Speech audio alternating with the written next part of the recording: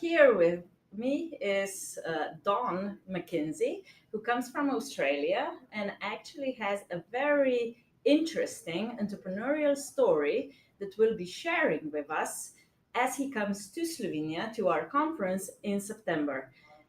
Don, can you share us a bit your story? Great, thank you, Barbara. I got into business quite young.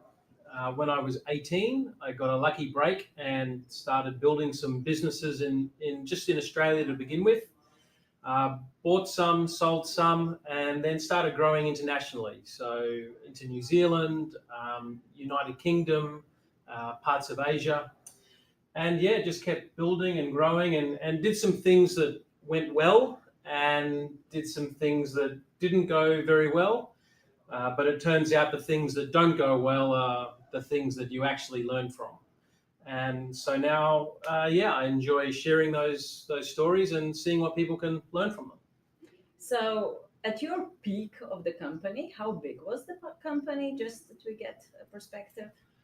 At the peak, the different divisions employed about 600 people, spread in different parts. So we had a technology division, professional services division, construction management division, and each country then had different numbers of people in each sector. Okay, and what were the key learnings? Aha!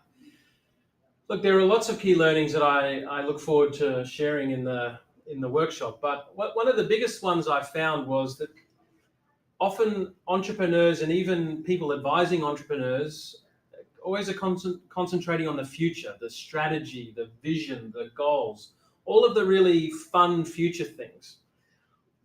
But often there are these sort of anchors, I sort of call them. There are these challenges, these problems that it doesn't matter how great the vision is, how great the strategy is, how good the goals are. There are these anchors, and unless you get rid of those anchors first, get them either much smaller or get rid of them altogether, you often find that year after year you don't quite achieve what you hope to achieve. So one of the key learnings was, how do you identify those?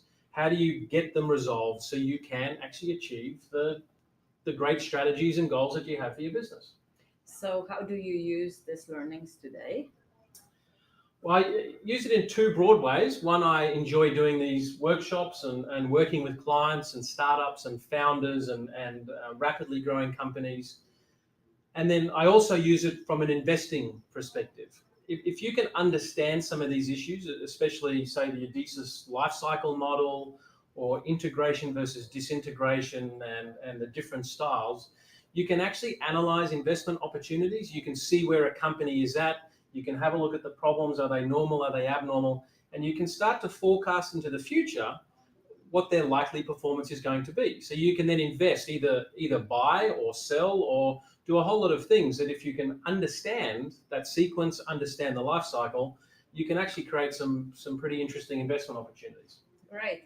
So Don will be with us in September on our Leaders Talk, where he will be sharing and his story and the learnings, as well as how to use the methodology of Adizes, which actually is one of the cornerstones in business and in investments. Great. Well, I'm really looking forward to it. Thank you, Barbara. Great. Thank you. Wonderful.